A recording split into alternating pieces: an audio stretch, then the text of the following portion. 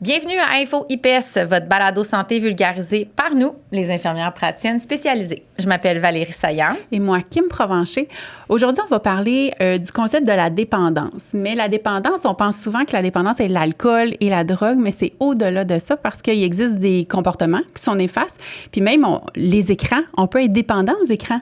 Les écrans, les réseaux sociaux, il y a vraiment une multitude de choses qui peuvent envahir notre vie. Et bref, on a Mylène Boissy, infirmière praticienne spécialisée en santé mentale, qui est experte dans le sujet, qui est aussi professeure à l'Université du Québec à Trois-Rivières, pour nous en parler. C'est une très belle discussion. Oui, bonne écoute. Ce balado santé vous est présenté par l'AIPSQ avec le soutien de l'École des sciences infirmières de l'Université de Sherbrooke, de la Faculté des sciences infirmières de l'Université de Montréal, des programmes d'IPS de l'Université du Québec à Rimouski, ainsi que du département des sciences infirmières de l'Université du Québec en Outaouais. Les renseignements partagés dans ce balado ne remplacent pas l'avis d'un professionnel de la santé.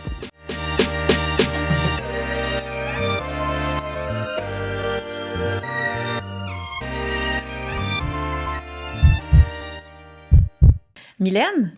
Oui. Bienvenue à Info IPS. Merci. C'est vraiment un plaisir que tu prennes le temps de venir parler d'un sujet super important, la dépendance. Hein? Absolument.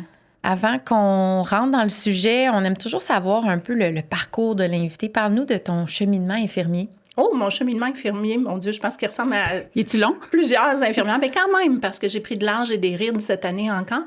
Mais mon cheminement, essentiellement, j'ai fait un DEC en soins infirmiers au Collège Bois-de-Boulogne, mon bac à l'Université Laurentienne à Sudbury. J'ai fait la maîtrise de santé mentale et soins psychiatriques, la première maîtrise qui était sortie avant qu'IPS-SM soit là. Et là, j'ai participé avec l'Ordre des infirmières à l'écriture des lignes directrices d'IPS-SM. Ça m'a tenté de le faire. Alors, j'ai fait une deuxième maîtrise après. Alors, donc, je suis IPS-SM maintenant. Et je suis professeure à l'UQTR et directrice des programmes IPSPL et IPS-SM à l'UQTR aussi. Félicitations. Merci de prendre le temps. Puis tu es définitivement la bonne personne pour venir parler de ce sujet. À chaque épisode, on lance ça avec des vrais ou faux. Alors, Mylène, si tu nous le permets, on lance ça avec le premier vrai ou faux. Lançons ça fort. Allons-y. Alors, le premier. Au Québec, le cannabis est une drogue les plus consommées. Oui, c'est vrai. Une personne dépendante manque de volonté. C'est faux. Les hommes sont plus sujets à consommer des drogues et de l'alcool. Et c'est vrai. On va pouvoir expliquer pourquoi. On peut avoir une dépendance sans consommer à tous les jours. C'est vrai aussi. Une personne qui fonctionne bien ne peut pas être dépendante. Ah, si elle fonctionne bien, elle ne peut pas être dépendante. C'est faux. C'est faux, hein? On peut développer une dépendance même après l'âge de 60 ans. Oh, c'est vrai. Mm-hmm. La nicotine et la caféine font partie des substances fréquemment associées à des troubles liés à l'usage. C'est vrai. Les dépendances servent souvent à soulager une souffrance. Oh oui, c'est vrai. Mm-hmm. Mylène, dans ta pratique ou comme professeur, est-ce qu'il y a un mythe ou quelque chose que tu entends souvent dans ta pratique par rapport aux dépendances? Il y en a plusieurs en santé mentale. On a les deux en même temps. Oui, c'était très synchro. En fait, en santé mentale, en général, je dirais, il y a des mythes, il y a des tabous et tout ça. Ouais. Je dirais qu'au niveau de la dépendance, le mythe peut-être que j'entends le plus souvent, c'est « Ah, moi, je suis capable de boire beaucoup d'alcool, donc je suis un dur à cuire, je suis meilleur que l'autre à côté qui tolère juste un verre ou deux. » Fait que je pense que ça, c'est le mythe que j'entends le plus souvent au niveau de la dépendance. Donc, c'est comme s'ils minimisent la consommation parce qu'ils sont tolérants, donc il n'y aurait pas de problématique, c'est ça que je comprends? Oui, c'est ça, qui sont plus durs à cuire, là, qui sont plus tough un peu dans la vie parce qu'il y a une meilleure tolérance à l'alcool, alors qu'il y a plusieurs facteurs d'abord qui pourraient l'expliquer, mais aussi au niveau de la société, une espèce de position de « moi, je tolère mieux, donc je suis meilleure ». OK. Mylène, aujourd'hui, l'objectif, on veut vraiment, d'une part, parler de façon très générale du concept de la dépendance, hein, d'expliquer les différents moyens, comment ça peut se développer. On va aussi effleurer les types de dépendance qu'il pourrait y avoir, puis aussi aller dans des stratégies là, pour aller chercher de l'aide. C'est pas mal le plan qu'on a. Fait C'est quoi la dépendance? Oh, ça, c'est une grande question, la dépendance. Oui, on pourrait y réfléchir longtemps, puis on pourrait faire une analyse de concept, puis se dire, mon Dieu, la dépendance, ça peut être ça, ça, ça. Ouais. En gros, la dépendance, ça commence beaucoup par le bonheur, parce que l'être humain recherche le bonheur, le bien-être. Hein. Je pense que personne s'est levé ici ce matin, en tout cas, je croise les doigts, là, mais dans l'équipe, puis ici, autour de la table, je pense que personne s'est dit, qu'est-ce que je pourrais faire aujourd'hui pour passer une très mauvaise journée? On s'est pas levé ce matin en se disant ça. Puis si c'était déjà une bonne journée, on s'est pas dit comment je pourrais la rendre moins bonne. Puis on s'est dit, je vais mettre une roche dans mon soulier, hein, ça va donc moins bien aller, puis je vais être contente de ça. Fait qu'il n'y a pas personne, je pense, qui souhaite ça. Donc, on souhaite être bien dans la vie, hein, c'est ce qu'on veut. Puis dans notre cerveau, on a un centre de la récompense qui fait en sorte que quand on fait quelque chose qui est plaisant pour lui, il y a de la dopamine qui est sécrétée, il y a un circuit de la récompense qui s'active, puis à ce moment-là, le cerveau en veut, et la dépendance peut s'installer. Dans le fond, le cerveau, à l'origine, il est là pour qu'on puisse se reproduire comme espèce. Hein? Mm-hmm. C'est ça, dans le fond, le but de l'évolution un peu. Donc, il a fait aimer des choses de base. Ça veut dire manger. Manger pour être en vie, pour avoir l'énergie de se reproduire. Manger fait partie des récompenses du cerveau qui pourraient amener une dépendance. Après ça, il y a la sexualité, parce que le sexe, la bouffe et le rock'n'roll, c'est presque ça. Oui, c'est ça. C'est presque ça. Mais non, c'est le sexe, la bouffe et les substances que notre cerveau aime, auxquelles il s'accroche et pour lesquelles il en redemande. Fait que c'est un peu ça, le circuit de la récompense. Donc, à partir du moment qu'on a entré quelque chose qui fait plaisir à notre cerveau l'a traité dans le circuit de la récompense, et là, il fait comme « Wow, j'en veux encore ». Fait qu'il pousse la personne à refaire ça. Hein? On remange dans la vie. On a à nouveau de la sexualité. Quand on tombe en amour, le coup de foudre, là, hein? Avez-vous déjà tombé en amour avec un grand coup de foudre? Je vous le souhaite. Mais quand ça arrive, notre cerveau, il cherche juste ça après ce bonheur-là. Là, on sourit. Tout est beau dans la vie là, quand on est dans le coup de foudre. Fait que on cherche ça. Fait que c'est la même chose pour les substances, les dépendances, quelles qu'elles soient. C'est comme ça que ça s'installe, la dépendance. Et c'est un peu ça, la dépendance, dans le fond. Mais si je comprends bien, il y a une... Tu sais, souvent, on va... les gens vont se culpabiliser. On disait que c'est un manque de volonté quand on développe une dépendance, mais il y a quelque chose de bien plus puissant que ça, qui est notre cerveau, qui nous joue des tours. Ah, absolument. C'est quand la relation devient problématique là, avec notre cerveau, parce que là, notre cerveau, il veut nous pousser à continuer à faire ça, à consommer, en fait, soit des drogues, de l'alcool, mais aussi autre chose. Et là, c'est comme une boucle sans fin dans laquelle une spirale dans laquelle on est aspiré. Et là, on se rend compte que c'est plus fort que nous. C'est pas de notre faute. C'est sûr qu'il y a plusieurs comportements. Là. En santé mentale, il y a comme la sphère cognitive, ce que je pense. Il y a la sphère émotionnelle, ce que je vis, hein, et c'est sûr. Et il y a la sphère comportementale, donc qu'est-ce que je vais faire? C'est ça, exactement. Fait que tout ça mis ensemble, c'est sûr que ça a des répercussions. Mais quand notre cerveau, en plus, nous pousse à vouloir refaire quelque chose qu'il a trouvé plaisant, on est un petit peu plus dépendant à ce moment-là. Les types de dépendance qui existent ou qui sont les plus présentes, on parlait du cannabis tantôt, oui. Ça serait lesquels? L'alcool, le cannabis, clairement. Au niveau des substances, si on parle de substances, là, après ça, il y a tout ce qui est stimulant, cocaïne, et une qu'on pense peut-être moins, mais l'utilisation, le mésusage, en fait, de la médication, des médicaments comme les opioïdes, par exemple. Puis autre que les substances, en existe-tu d'autres? Dépendances? On parle du jeu, par exemple, qui serait un comportement peut-être qui amène quand même la dépendance aussi. Oui, absolument. Le jeu compulsif, il peut avoir la consommation d'écran. Hein. Je pense que ça, c'est très 2026. Là. On se le dit, Internet, les réseaux sociaux. La pornographie. La pornographie, absolument. Le travail. Fait qu'il y a de tout ce qui est comportement qui va aller chercher la dopamine dans le cerveau, mais qui va aussi, des fois, soulager des enjeux que les personnes ont à l'intérieur d'eux, parce que ça reste que souvent, il y a une souffrance là, qu'on ne comprend pas ou qu'on comprend mal, et ça fait en sorte qu'il y a différentes dépendances, là, tout à fait. Bien, je pense que tu avais nommé aussi, puis une de nos invitées dans un autre épisode avait parlé, tu sais, on connaît peu de gens qui vont consommer des choses pour détruire leur santé. Tu sais, exemple, fumer ou Donc, c'est de se dire que le comportement qu'on a répond à un besoin. Tu as nommé l'anxiété, ça peut être la dépression, les douleurs chroniques qui sont beaucoup à risque, la solitude, des gens qui vont souffrir d'insomnie aussi pourraient avoir recours à certaines choses pour pallier. Fait que je pense que c'est d'identifier le moment où ça devient problématique, puis ça, on en reparlera. Puis après ça, c'est de se dire, mais qu'est-ce qui n'est pas adressé ou qu'est-ce qui n'est pas répondu ou à quoi ça sert de faire ça. Fait que la prise de conscience est super importante, puis ça peut être très souffrant de vivre ça, là, parce qu'on est conscient que ça va pas bien. Oui, c'est ça. Mais en fait, c'est comme une spirale de souffrance. C'est souvent, on pallie à quelque chose. Hein? Il y a un vide, puis là, soudainement, c'est bien, je pense, aux enfants devant les jeux vidéo. Fait qu'un enfant devant un jeu vidéo, il est dans sa vie, puis c'est anxiogène, hein? Être un enfant au secondaire, par exemple. Tu sais, quand même, la vie va vite. Il y a des choses à gérer, ses parents, ses amis, les réseaux sociaux. Puis quand il arrive sur un jeu, bien là, c'est comme un moment de détente. Le cerveau peut relâcher de la dopamine parce que c'est très stimulant, là, les likes, les bravos, l'avatar, tout ça. Des stimuli, là. Oui, des stimuli, mais des fois des surprises, mon Dieu, des gratifications. Hein, parce que c'est un petit peu comme Pavlov, la récompense. Là, c'est exactement ce phénomène-là que les jeunes apprennent. Fait qu'un petit peu plus de dopamine, un petit peu plus. Puis là, bien, ça calme, ça apaise un peu à l'intérieur. Le temps que je fais ça, je suis bien.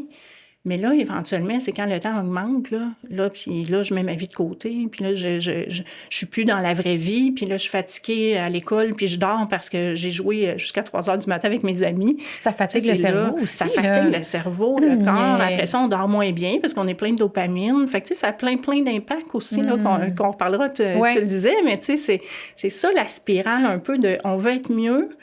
Des fois, on consomme pour mieux dormir. Des fois, on consomme parce qu'on a une souffrance à l'intérieur. Ça vient remplir un vide, tu sais. Fait que, effectivement, ça vient gérer cette souffrance-là, tout à fait.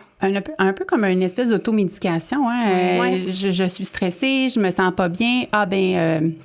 Je vais en boire une.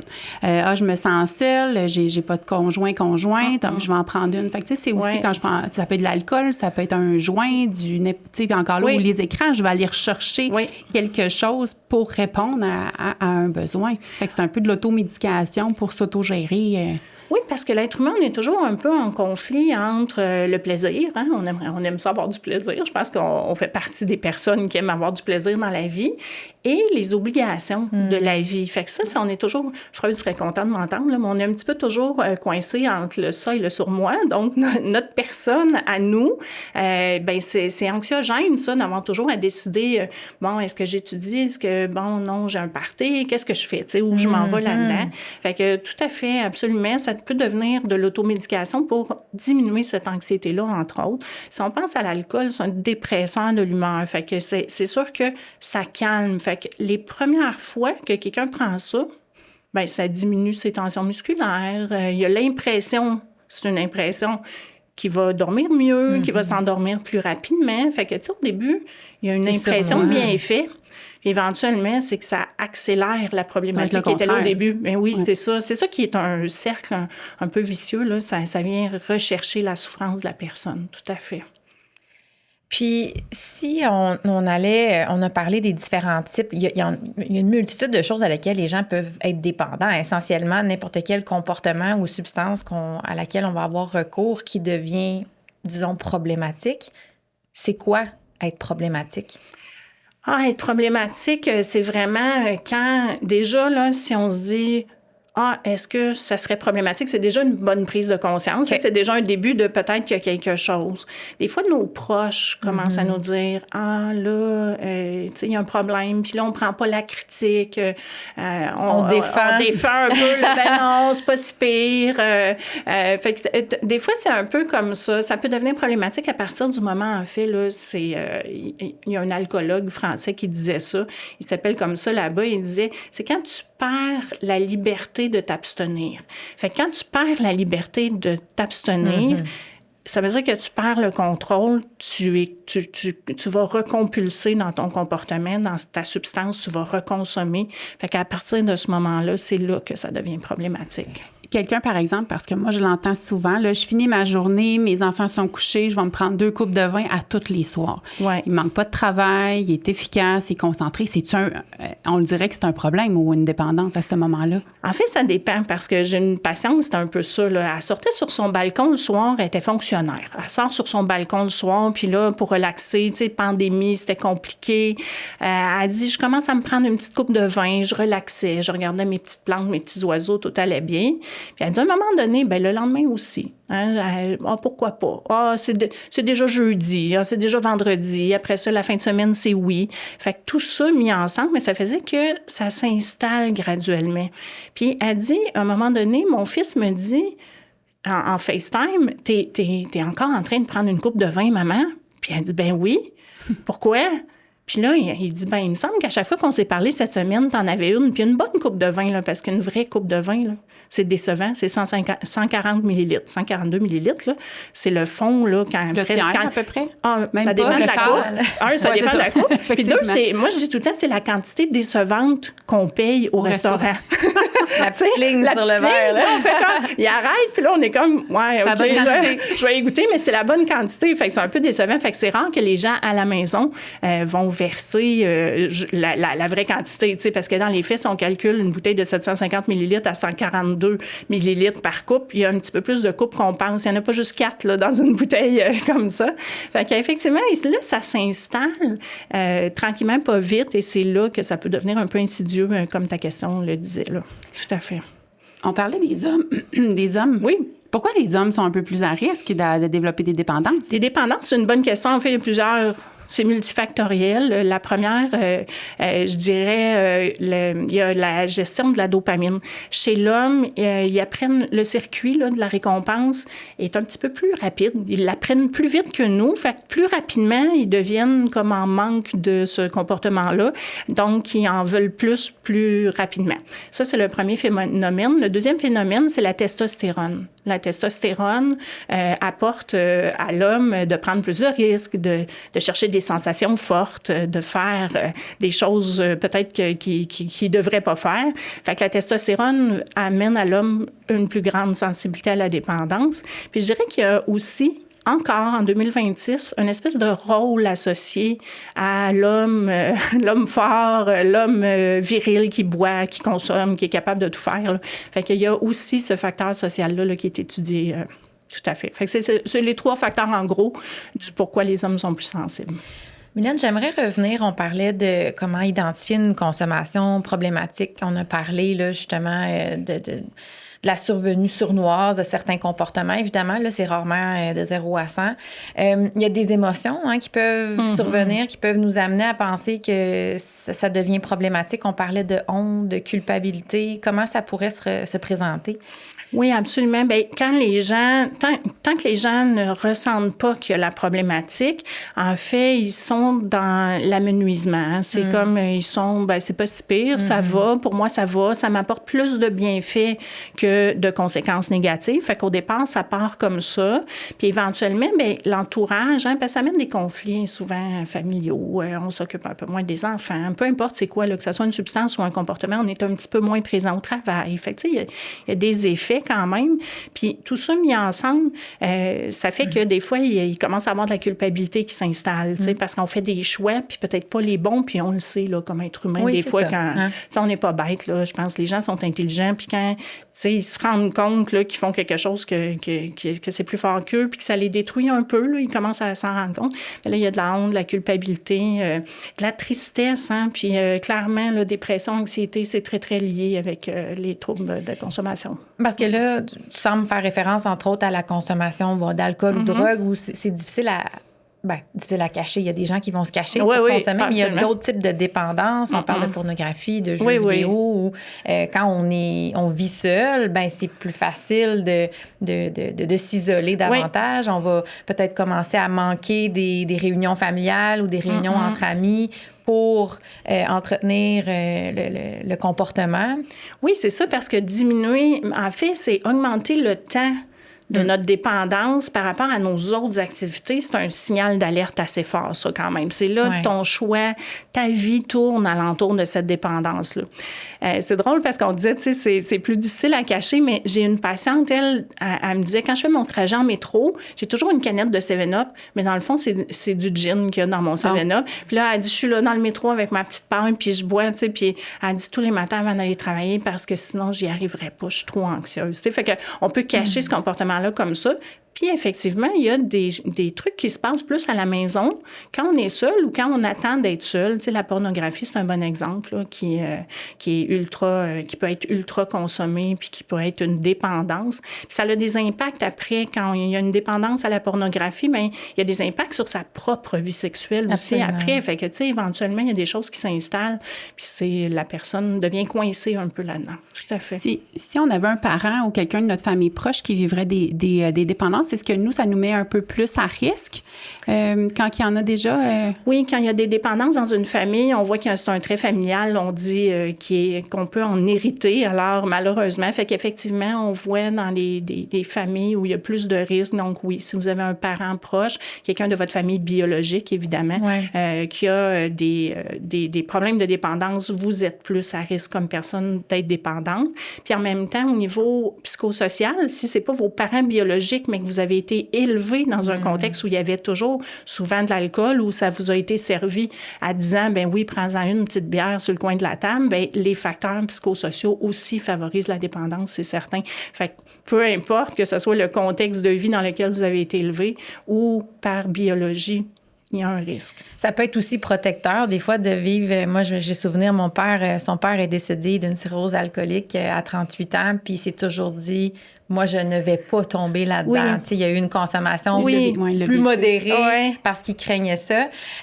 En parlant des facteurs prédisposants, on parle des fois du TDAH qui pourrait amener une prédisposition ou une vulnérabilité pour la dépendance? Les comorbidités sont très grandes avec la dépendance. En fait, les gens seraient surpris. Des fois, les gens, ils nous consultent puis ils sont gênés de dire qu'ils ont une dépendance, mais ils seraient surpris de voir que les gens sont plusieurs à avoir différentes dépendances. Le TDAH en est un, on peut le prendre en exemple. Le TDAH vit de l'anxiété, toujours en train de se revérifier, en train d'oublier des choses, en train de faire brûler le repas.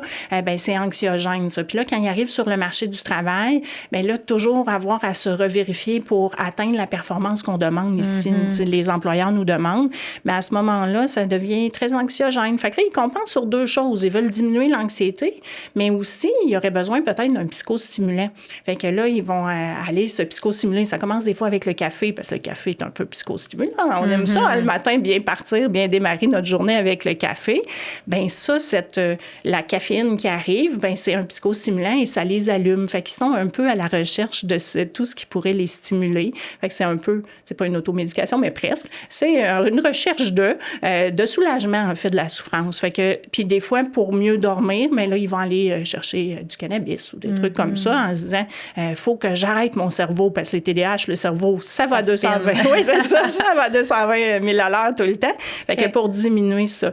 Le TDAH, c'est un bon exemple, mais il y aurait plein d'autres exemples là, au niveau de la consommation. Je me demandais si on parle, en tout cas, c'est très 2025 ou dans les dernières années, l'hypersensibilité. Les gens qui ont des traits hypersensibles au niveau émotionnel, est-ce que c'est des personnes qui seraient aussi plus à risque de développer des dépendances? Oui, parce que ça fait partie d'une des sphères, en fait. Les émotions, la cognition, puis les comportements, la régulation émotionnelle, des fois, les gens, c'est souffrant la vie pour plusieurs personnes. Tu sais, nous, on est peut-être privilégiés ici autour de la table, mais dans la vie, là, les gens sont souffrants de plein de choses. Le contexte économique, le contexte de vie, les loyers qui sont très dispendieux, les fins de mois difficiles, le travail qui est très exigeant, peu souvent un travail qui n'est pas toujours garanti, peu stable. Donc, c'est sûr que tout à fait, j'abonde dans ton sens, là. Okay. Au niveau des substances qu'on consomme, tu sais, parfois, là, on va suggérer un médicament chez un patient. Je vais penser, par exemple, à un antidépresseur pour diminuer l'anxiété. Des fois, les gens, ils ont peur de la médication parce qu'ils se disent ça va changer mon cerveau de fonctionner. Donc, des fois, ils vont penser que leur substance est moins dommageable au niveau du cerveau. Oui, tu veux dire, par exemple, le cannabis, j'imagine? Cannabis, alcool. Est-ce que ça modifie quelque chose au niveau du cerveau qui...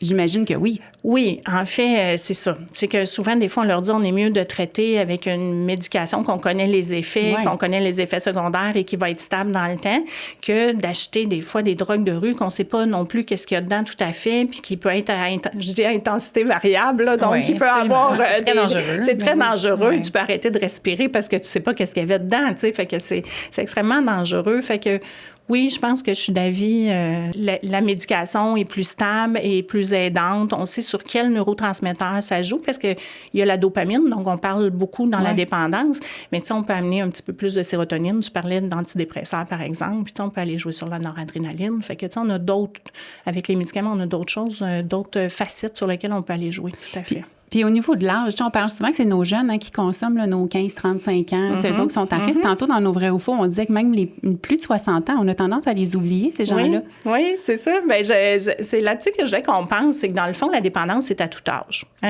sais, c'est tout le temps pour tout le monde. Fait que c'est pas parce que la personne est rendue, par exemple, en CHSLD, qu'elle ne serait pas à risque de développer une dépendance. Comme j'expliquais, la madame qui était fonctionnaire tantôt, ça s'est installé tranquillement, pas vite, ben l'ennui, les émotions, plein de raisons pour lesquelles quelqu'un pourrait consommer. Puis effectivement, faut pas oublier aucune tranche d'âge. Là, on est tous à risque. Mais ça revient beaucoup, les raisons pour lesquelles les gens vont consommer. On peut avoir toutes ces réponses, une de ces réponses, mais essentiellement la douleur, l'ennui, l'isolement, l'anxiété, la dépression. On vit dans un monde qui va à 100 000 à l'heure. On est stimulé constamment. On a un besoin de déconnecter aussi. Je pense que ça répond à un besoin certain de déconnexion où on va s'octroyer ce moment-là, prendre une distance au même titre que le jeune ou n'importe quel âge avec les jeux vidéo. Il y a comme une coupure qui se fait. C'est comme un thème très général avec une variabilité immense de moyens d'y parvenir. Mais il y a des solutions. Puis, c'est un peu le but aussi aujourd'hui, c'est d'amener les gens à se sensibiliser à ça, peut-être se poser un regard sur eux-mêmes aussi. Tu sais, on parle des écrans. J'aimerais qu'on parle un petit peu des écrans. C'est dans notre quotidien, jeunes comme adultes. On fait de la première ligne. Je travaille beaucoup avec les enfants. J'aborde le temps d'écran avec mes parents. Mais c'est une problématique qui est très difficile à gérer. Qu'est-ce qui fait qu'on devient dépendant à ça? C'est omniprésent. Oui. C'est omniprésent. Puis on a aussi les excuses on l'utilise à l'école, on l'utilise au travail, on l'utilise pour combler l'ennui parce qu'on est moins de frères et sœurs, des familles plus petites, moins de gens, donc on est seul. Fait que ça nous permet aussi, parce que oui, on peut démoniser un peu les écrans, mais on peut aussi dire que ça comble quelque chose. Il y a des gens qui socialisent par Discord, par des jeux vidéo, puis qui n'auraient probablement pas socialisé s'il n'y avait pas eu ça dans leur vie. Fait que des fois, les gens en retirent des bénéfices. Et au départ, les gens en retirent des bénéfices. Les jeunes peuvent utiliser les écrans pour avoir des bénéfices, faire des jeux, apprendre. En mathématiques, il y a des cours qui se donnent, puis mon Dieu, je pense que c'est très bénéfique. Mais là, le problème, c'est quand ça commence à s'accumuler dans le temps. Je priorise l'écran par rapport à ma vraie vie. Je vois plus la capacité d'arrêter, de lâcher prise de OK, je le ferme. Je dis tout le temps, on dirait que nos cellulaires sont greffés après nous. C'est comme un prolongement de nous-mêmes. C'est un nouveau membre. Je pense qu'on va apprendre ça en anatomie bientôt. On va voir le squelette du téléphone. Mais il y a un inconfort quand on l'a pas. Oui. C'est comme, il est où mon téléphone? Oui. Mais il y a une fonction tellement monstre, il peut tout faire. Fait que, oui, puis en santé mentale, on s'est dit à un moment donné dans la recherche, on va étudier ça, cette panique-là de perdre le téléphone. Comme quand il est à moins d'1 mètre de nous, là, on le touche plus, on le voit plus. Il y a un instant de panique qui s'installe. Ça coûte cher, un téléphone. Mais la vraie raison, c'est pas ça. De l'économie, effectivement, tu as raison, ça coûte cher, mais c'est pas ça la vraie raison. Non. La vraie raison, c'est qu'on a l'impression de perdre un bout de nous-mêmes parce que nos amis sont dedans. Notre vie est dedans en photo. Fait que ça crée une dépendance très forte parce que c'est un prolongement de nous-mêmes. C'est comme si on avait un membre supplémentaire, puis perdre un membre, c'est anxiogène, je pense. Fait que ça, c'est omniprésent dans notre vie. Le travail, les écrans, l'ordinateur, les technologies autres aussi, la réalité virtuelle, parce qu'on apprend en réalité virtuelle aussi. Fait que tout ça mis ensemble, on est extrêmement exposé. Est-ce que le cerveau aime ça? La réponse, c'est oui. Le cerveau, il aime ça là, quand ça en jette. Moi, je dis tout le temps, les films Marvel, là, quand on va au cinéma, là, on n'a pas assez d'yeux pour regarder l'écran partout parce que là, ça explose là, on est sur une autre planète là, puis il y a un bonhomme qui passe dans l'écran. Puis tu sais, c'est très comme un feu d'artifice un peu tout le temps. Bien ça, le cerveau aime ça. Ça sécrète de la dopamine, puis la dopamine, on a vu que dans le circuit de la récompense, c'est un peu le moteur, c'est un peu l'essence là, pour le faire fonctionner. On est comme un peu victime de ça. J'ai vu une publication dans les derniers temps d'une émission pour enfants dans les années 80, puis une émission pour enfants aujourd'hui. Oui. Puis, mon Dieu, on regardait celle des années 80, puis on dit, ça va pas vite, puis ça a l'air dol. Oui. Puis là, Mais c'était le fun dans ce temps-là. Oui, mais non, c'est ça, mais ça... pas toutes. Mais, je le confirme. Mais ceci dit, tu sais, on blâme bon, le contrôle parental, on blâme les enfants. On les blâme pas, mais je veux dire, il y a vraiment quelque chose contre nous qui fait qu'il faut se mettre en garde nous-mêmes parce que sinon, on se fait engloutir par tout ça. C'est une intolérance à l'ennui. En fait, on a développé ça. Oui, tu avais... Bien, dans le temps, là, l'émission était plate. On faisait quoi? On allait jouer dehors. On trouvait autre chose à faire. Exact. Aujourd'hui, il n'y a rien à la télévision, mais on va aller sur toutes les applications possibles. Oui. On les nommera pas toutes, mais il y en a plein. Fait qu'on veut la platitude des enfants. Bien là, je sais pas quoi faire. Oui, bien oui, c'est ça. Mais c'est l'ennui aussi. Oui, inventer. Fait que c'est ça, vu qu'on ne s'ennuie plus, on n'a plus cet imaginaire-là parce qu'on a toujours quelque chose qui peut le combler. On n'a plus besoin de forcer notre cerveau à inventer un jeu. T'sais. Nous, on sortait dehors, là, puis je disais, il y avait le dehors, puis des roches. Puis c'était pas mal ça, notre terrain de jeu. Puis on réussissait à jouer avec des fourmis, des affaires. Puis vous voyez quelle génération j'ai faite avec ça. Ceci dit, c'est pas nécessairement mieux. Mais tu sais, c'est vrai que les émissions sont plus lentes. Ça, c'est tout à fait, c'était des personnages, des fois des marionnettes animées. C'était, tu sais, je pense à Col-Argol, là, les plus vieux parmi nous vont s'en rappeler. C'était très de base, là, comme animation, par rapport à maintenant où, ça bouge beaucoup les couleurs, mais c'est ça que les gens veulent, de la distraction pour un petit peu amoindrir le vide qui s'installe quand il y a de l'ennui. On peut pas s'ennuyer. La vraie vie, là, on est presque accro à regarder le menu sur les différentes plateformes où on peut écouter des séries. Pensez-y, là, vous avez une soirée, vous avez une série à écouter, vous allez passer toutes les previews des séries sans en choisir une des fois, puis votre soirée est faite. T'sais. Fait que l'ennui est pas là. On est « Ah non, ça a l'air plate », mais après 2 secondes. Tandis que nous, là, il y avait un film qui jouait le dimanche soir, puis c'était celui-là, puis on faisait avec. T'sais. Fait que la vie demande à être stimulée. Les gens veulent être stimulés, divertis et sans ennui. Je parlais avec une psychologue, puis elle nommait beaucoup la génération d'aujourd'hui, la difficulté de gérer les émotions et de les reconnaître. Oui. Un enfant, ado, peu importe, qui utilise beaucoup les écrans ou les réseaux sociaux.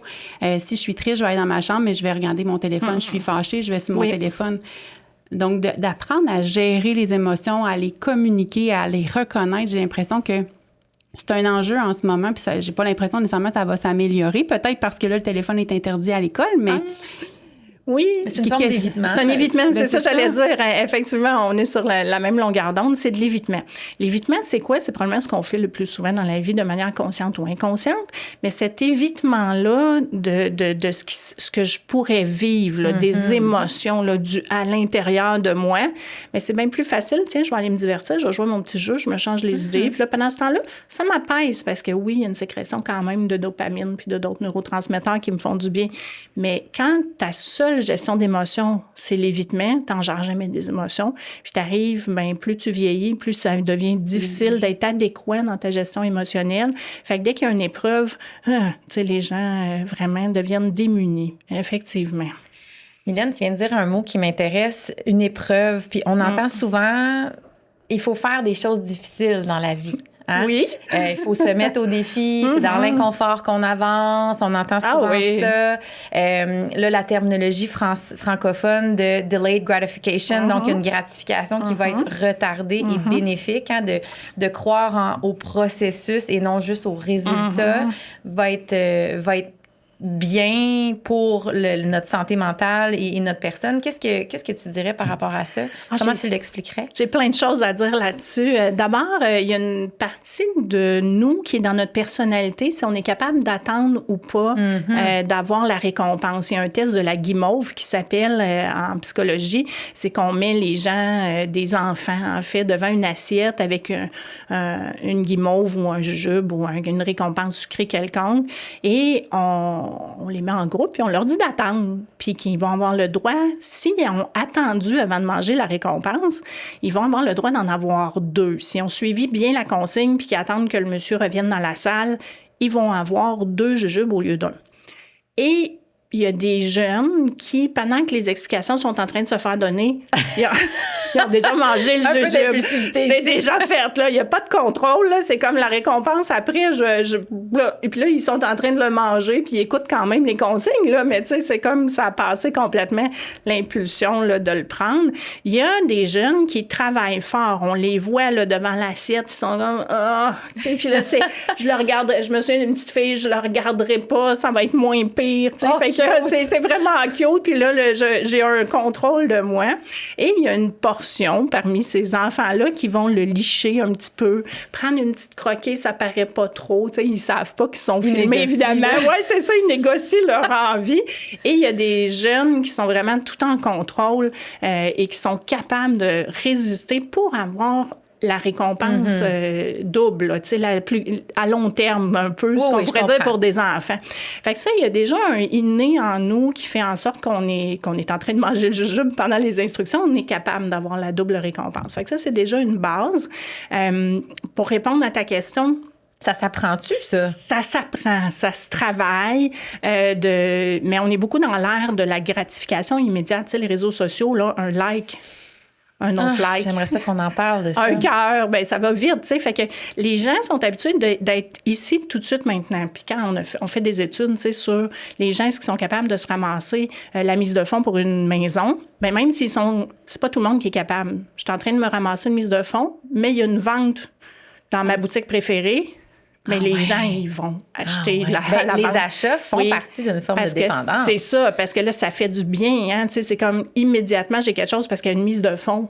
Avec le prix des maisons, maintenant, c'est long. Fait que, tu sais, c'est du long terme. Loin, là. Exact. Fait que c'est pas tout le monde. Il y a des types de personnalités qui y arrivent plus facilement, mais c'est pas tout le monde.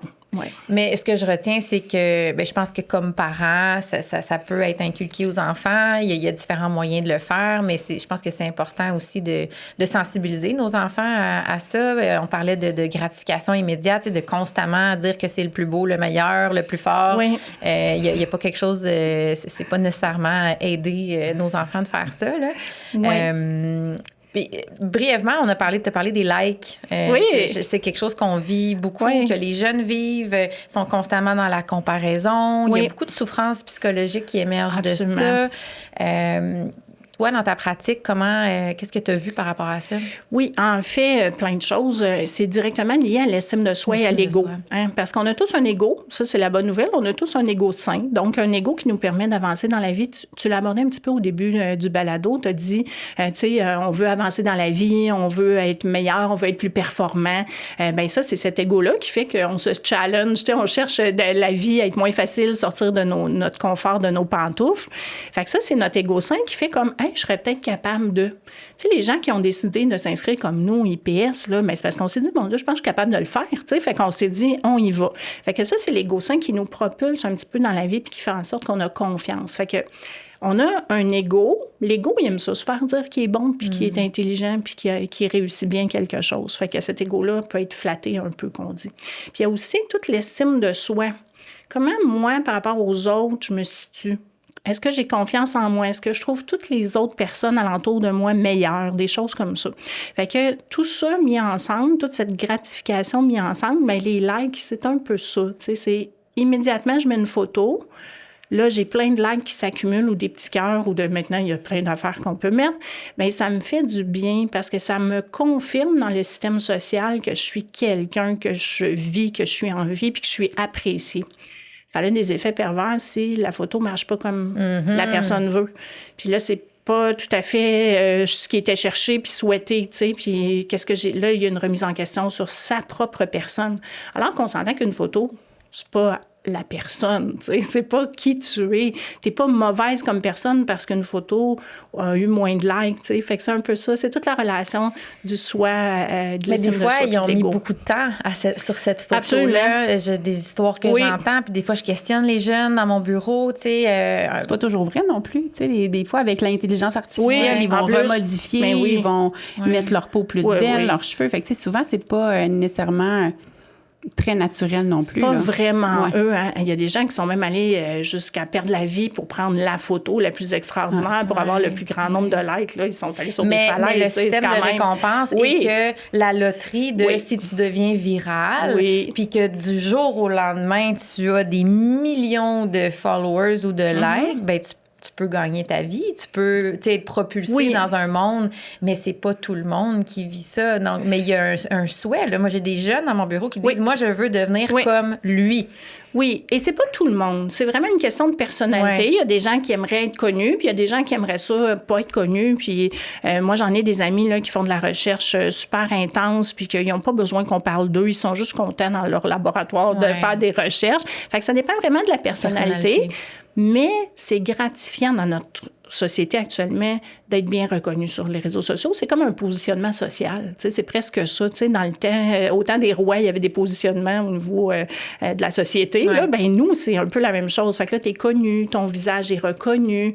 Puis même les jeunes, des fois, ils disent « Ah, regarde, c'est lui! » Tu sais, puis là, ils le reconnaissent dans un restaurant. Puis ça, ben c'est comme nos idoles. Là. C'est un peu ça. Quelqu'un qui serait pris avec une dépendance, ça serait quoi? Qu'est-ce qu'il devrait faire, en fait? En fait, déjà de se poser la question, est-ce que j'ai un problème? Je pense que c'est la première chose. Après ça, à partir du moment qu'on se dit, j'ai une dépendance, j'aimerais faire quelque chose, parce qu'il y a aussi une question de, est-ce que je suis prêt? Est-ce que c'est ça que je veux? Est-ce que il y a une volonté qui doit être là de dire, je sais peut-être pas comment, mais il faut que j'aille de l'aide. Mais est-ce que c'est au niveau des ressources d'aide que tu voudrais que je développe? Ou, Ben, par exemple, quelqu'un qui serait, qui consommerait beaucoup de cannabis, de drogue, nicotine, mettons, il va avec les substances. Ça serait, qu'est-ce qu'il devrait faire? Qu'est-ce qu'il doit faire s'il veut changer, avoir de l'aide? En Exact. fait, c'est d'en parler à un professionnel de la santé. Ça, c'est sûr que c'est d'en parler à son entourage, à quelqu'un. C'est pas facile d'abord, de là. faire ça, c'est là. pas facile parce que ça vient chercher l'ego de dire « Hey, j'ai une petite spécificité, moi, puis j'en suis pas toujours fière. Je dis des petites particularités, puis c'est bien correct, mais j'aimerais ça, tu sais, comme m'améliorer là-dessus, mais ça demande beaucoup d'humilité. Moi, je dis tout le temps à mes patients, tu sais, wow, là, vous êtes filez Bravo. pas, vous êtes en souffrance, puis vous avez pris toute votre petite énergie aujourd'hui pour venir me voir, me dire « Hey, je file pas comme humain, là. » Mais wow, tu sais, ça, c'est vraiment... Tu sais, je les trouve bons, les patients. Fait que, tu sais, déjà, si les patients savent qu'on le sent comme ça, nous, comme professionnels de la santé, bien, venez cogner à notre porte parce que notre but, c'est de vous accompagner. Notre but, c'est de vous aider. Il y a des ressources aussi au niveau psychosocial. Ça passe beaucoup par le 811, option 2, info sociale. Juste d'appeler puis de dire « Hey, je pense qu'il y a quelque chose. » Puis si la personne qui consomme n'est pas capable d'appeler puis de le dire ou de consulter, les proches, là, il y a des ressources pour les proches. Puis ça, c'est important de le nommer parce que des fois, on vit avec quelqu'un qui consomme beaucoup d'alcool, puis on y dit, puis bien là, l'irritabilité prend le dessus, la colère un peu, puis la honte. Fait que là, non, c'est pas un problème. Fait que, mais comment je peux lui apporter, comment je peux aborder ce sujet-là, puis comment moi, je peux me protéger aussi comme personne qui existe, là. Alors, il y a des ressources, donc toujours par le 811, option 2, on peut aller demander de l'aide pour les proches aussi. Là. Ça, c'est super important. Est-ce que la seule solution chez quelqu'un qui consommerait de la substance serait d'arrêter complètement? Oui, bien, pas tout de suite, pas tout d'un coup. Moi, je dis tout le temps à mes patients, c'est une bonne idée, puis on aime votre grande lancée, mais faites attention parce qu'il y a toujours un risque. Tu sais, on parlait tantôt d'accoutumance, c'est-à-dire que l'accoutumance, c'est j'en ai besoin de plus en plus de la substance pour ressentir le même effet. Mais ça fait que souvent, la consommation est augmentée un peu. Quand la consommation est augmentée, là, si on veut l'arrêter puis qu'on l'arrête tout d'un coup, il y a un risque de sevrage. Donc, la personne va pas être bien du tout. Ça peut être dangereux. Ça peut être dangereux, ça peut même amener jusqu'à la mort. Fait que le mieux, c'est d'être accompagné avec quelqu'un, évidemment. Pour l'alcool. Pour plusieurs Certaines drogues aussi, c'est ça. Ouais. Mais sinon, de consulter, effectivement, on parlait tantôt des professionnels de la santé, mais ça peut être aussi en travail social, en psychologie, fait que de l'accompagnement, là, tout à fait. Les conséquences sont multiples. Hein? Au niveau de la consommation, là, on parlait tantôt au niveau du cerveau, au niveau de l'anxiété, le volet dépression. Y en aurait-tu d'autres conséquences au niveau de la santé? Je dirais, mon Dieu, santé mentale, là, le jugement, la mémoire, là, puis l'impulsivité. Clairement, là, tu sais, santé mentale, il y a ça. Puis ben, quand on n'a plus de jugement, on consomme. C'est comme une petite roue qui tourne. Le petit hamster est enclenché. Puis anxiété, dépression, ça, on en a parlé. Ça fait qu'au niveau mental, c'est ça. Au niveau systémique, là, au niveau physique. La fonction cardiaque peut être affecté, tout notre système gastro-intestinal, le foie, entre autres. On parlait de l'alcool tantôt, là, fait qu'on y pense. Fait qu'au niveau de l'hypertension, ça dépend de la substance, là, mais il y a plein de choses au niveau de la santé physique. Il faut penser au social aussi, parce que ça peut amener des ruptures. Ça peut amener aussi des ruptures émotionnelles avec les enfants qui ont, avec la société, avec notre rôle social, avec notre travail, au niveau budgétaire. Des dettes, puis des dettes envers des gens peut-être pas toujours recommandables, des faillites, tu sais, fait qu'on en voit de toutes sortes. Là, les gens, quand ils arrivent avec la problématique, souvent, ils sont bien enfoncés, alors que s'ils avaient levé la main, juste un petit peu avant, on aurait peut-être pu sauver tout ça. On a reçu un infirmier praticien en santé mentale aussi, puis on avait fait la distinction entre la notion du trouble. Hein, on parlait d'un trouble lié à l'usage d'une substance ou peu importe. Donc, tu sais, la notion de dysfonctionnement ou de rupture de fonctionnement dans une ou plusieurs sphères de notre vie, que ce soit, comme tu viens de le nommer, au niveau social, donc au niveau des relations, peut avoir une diminution de rendement au travail, de l'absentéisme, un impact sur nos besoins ou notre fonctionnement de vie, donc sommeil, appétit, si on mange plus, mais on consomme, on dort plus, on consomme. Donc, je pense que c'est un des signaux, plusieurs des signaux qui peuvent nous amener à dire là, il y a...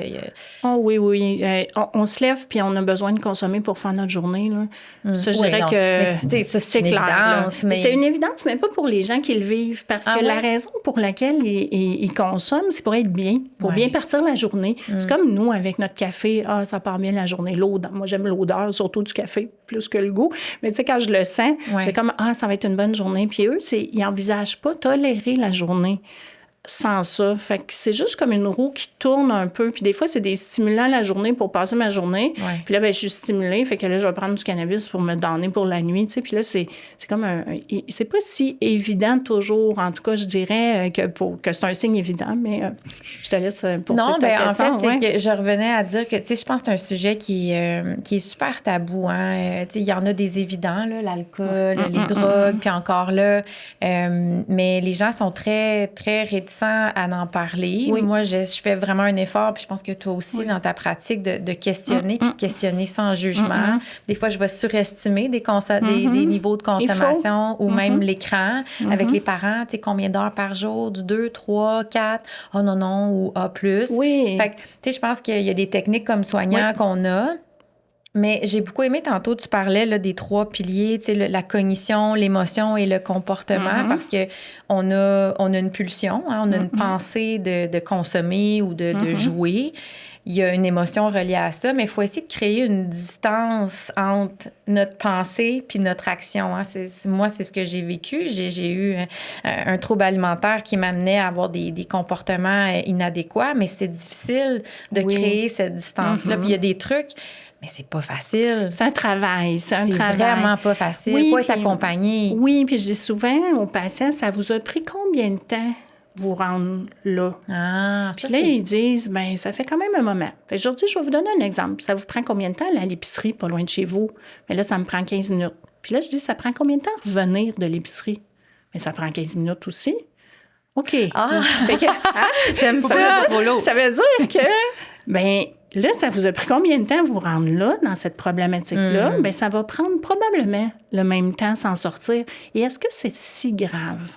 Parce qu'à partir du moment qu'on a demandé de l'aide, qu'on a eu l'humilité de dire « ça va plus », tant mieux. Tu sais, je me dis, c'est le premier pas est mis dans la bonne direction. Fait que l'intention est là. Allons-y. Quelqu'un qui ne voudrait pas consulter, Est-ce qu'il y a des solutions? Comment il peut, mettons, la façon la plus sécuritaire, puis je sais, c'est substances dépendantes. Oui, là, c'est ça, tout à fait. Mais qu'est-ce qu'il doit faire? Oui, seul pour c'est possible. Oui, ça dépend des substances. Fait qu'on va y aller vraiment sans danger pour les gens qui nous écoutent, là, parce que, tu sais, il y a des substances que si les gens commencent à réduire trop vite, parce que les gens, un coup, qui sont motivés, ils veulent l'arrêter. Je me souviens d'un patient qui était venu puis il a dit, moi, j'arrête tout demain, là. Fait que là, j'ai dit, peut-être pas. Fait que j'étais contente de l'accompagner parce que faut que ça soit graduel. Puis il y a des substances que c'est tellement graduel, ça peut prendre 1 an avant qu'on arrive à quelque chose, là. Fait que faut être vraiment prudent. Je pense que le mieux, c'est de faire le plus petit pas. Moi, c'est ce que je dis là, à la maison, si les gens veulent faire quelque chose d'eux-mêmes, c'est quoi la plus petite chose que je pourrais modifier dans ce comportement-là qui apaiserait? Si c'est pas toujours de couper en termes d'heures, par exemple, les écrans, ça peut être de couper 5 minutes. Ça pourrait être de s'obliger, quand on branche notre téléphone, à ne pas le regarder, à prendre une distance. Ça pourrait être, des fois, les gens, quand c'est du café, ils disent on coupe un café. Bien oui, celui que vous prenez le plus tard le soir, le couper là, c'est une bonne idée. Mais si on parle d'alcool, des fois, je dis est-ce que vous êtes capable de remplacer une demi-consommation par un verre d'eau, tu sais, mais pas trop rapidement. Puis revenez-moi, puis on va essayer de se donner des trucs, mais je comprends que les gens ne veulent pas toujours consulter. Ils peuvent être accompagnés aussi par certains organismes au téléphone. Fait que les gens qui, même par texto. Fait qu'il y a certains organismes que c'est par texto pour les jeunes, entre autres. Fait que, tu sais, on n'aime plus parler comme au téléphone, on n'aime plus se parler, on dirait des fois, mais des fois, écrire, c'est plus rassurant, ça gère mieux les émotions, puis c'est plus facile de verbaliser, les jeunes, en tout cas, je pense, les ados, je pense aux ados que je vois. Fait que, et juste de texter puis d'avoir de l'accompagnement comme ça, au moins, ça reste sécuritaire parce qu'il y a quand même des risques. C'est une substance. Fait qu'il y a des modifications au niveau des neurotransmetteurs. C'est comme la médication. Il y a des médicaments qu'on dit arrêtez pas tout de suite, rapidement, parce qu'il y a un danger d'effet rebond. C'est la même chose avec les substances. Qu'est-ce qu'il faudrait qu'ils surveillent, justement, s'ils arrêteraient une molécule, un médicament ou une substance, justement? Ce serait quoi les symptômes à surveiller? Comme les symptômes de sevrage. Puis c'est drôle parce qu'il y a même c'est pas drôle, là, mais il y a même des symptômes de sevrage au téléphone cellulaire, aux écrans, à changer. Tu sais, c'est pas toujours juste aux substances, non, tout à fait. Mais c'est les signes de sevrage, là, il va y avoir de l'insomnie, de l'anxiété, des tremblements, l'impression qu'il faut consommer dès le début de la journée, puis ou qu'on peut pas être un long temps sans... là, je dis consommer, mais tu sais, c'est consommer que ce soit le comportement de l'écran ou autre, là, la substance. De ne pas se lever et regarder son téléphone, de se dire hey, « je vais attendre 15 minutes avant de le prendre ». C'est très bon pour le cerveau de faire ça, d'ailleurs. D'allonger, mais si tu n'as pas le choix bien là, je trouve que c'est un signe et symptôme. Si votre entourage sont inquiets de vous, là, ils vous aiment. Fait qu'écoutez-les puis dites « Ah, OK, tu sais, je pense que tu as peut-être raison ». Même si ça demande beaucoup d'énergie le dire. Mylène, c'est tellement intéressant. On a un segment spécial qui est présenté par l'OIQ, donc l'Ordre des infirmières du Québec, que tu connais très bien, qui supporte notre projet et on les remercie. Comme tu sais, Mylène, l'Ordre est là pour protéger le public. Toi, comme IPSSM, concrètement dans ta pratique, c'est quoi les stratégies que tu mets en place pour t'assurer d'avoir une pratique sécuritaire? Je mets plusieurs choses en place pour avoir une pratique sécuritaire pour moi et mes étudiants aussi, évidemment. Quand on parle de consommation, c'est de vraiment questionner. D'abord, le patient ne pas passer à côté de ces questions-là parce que des fois, on a un peu peur de la réponse. Fait que d'avoir un portrait juste de notre patient, sans tabou, en écoutant bien. Puis par la suite, aller vers les meilleures pratiques, c'est sûr, dans ce cas-là, dans cette substance-là, dans cette quantité-là ou dans cette problématique-là, qui est la meilleure personne pour faire le suivi? Est-ce que c'est moi, au niveau médical, que je peux faire des choses? Est-ce que des fois, c'est le psychologue, le psychoéducateur, le travailleur social? Faire confiance à notre équipe en santé mentale. Je pense que probablement que l'autre invité en santé mentale avait dit la même chose. Là, l'équipe multi, c'est essentiel. Essentiel. Fait que je pense qu'au niveau sécuritaire, c'est ça, et donner de l'information à nos patients, même s'ils nous disent qu'ils ne consomment pas, mais on dit si jamais vous consommiez, peut-être que si là, je vous prescris une molécule, il pourrait avoir une interaction. Fait que des fois, ils nous disent là, je n'osais pas te le dire, mais finalement, je consomme. Fait que, tu sais, d'aller dans différentes stratégies pour avoir l'heure juste du portrait de notre patient, puis de dire à la population d'avoir confiance en nous. On est là pour les aider, pas pour les juger. On en a vu d'autres quand même, là, fait qu'on est là pour ça, vraiment. Si on voulait que les gens, en fait, retiennent, as-tu des mots-clés, des stratégies importantes qu'il faudrait retenir de l'émission d'aujourd'hui? Oui, moi, je pense que les gens ont le droit d'avoir du bonheur dans la vie, d'abord, OK? C'est bon. Je pense que On veut tout du bonheur. accordons-nous d'avoir du bonheur sans se dire tout le temps, je reste dans le circuit du frein parce qu'on a parlé du circuit de la récompense, mais il y a aussi le circuit du frein qui nous retient devant les choses plaisantes de la vie, puis on n'ose pas, puis il y a des gens qui sont pas bien avec ça. Des fois, ça amène même des dépressions, tu sais. Fait que je dis qu'on a le droit au bonheur. Fait que d'abord, on a le droit à ça. Ensuite, restons vigilants pour notre santé parce que toutes ces dépendances-là qu'on a parlé, bien, il y a des risques là, au niveau de tellement de sphères, tellement de domaines dans la vie, bien, de rester vigilant pour soi et de s'aimer assez pour demander de l'aide. Ouais. Je pense que c'est ce qui est essentiel. Oui, tout à fait. Ça prend beaucoup de courage, tu l'as nommé. C'est quelque chose aussi que je fais et tu fais souligner la force de la personne de venir nous en parler. J'encourage les gens à aller consulter, ne serait-ce que de poser la question. Tu sais, est-ce que c'est trop? Est-ce que, tu sais, si vous vous posez la question, c'est possible que... Mais si ça nuit de quelconque façon à votre fonctionnement, à votre bonheur, je pense qu'il y a lieu de l'adresser. Puis on a tous droit à ce bonheur-là et l'équilibre.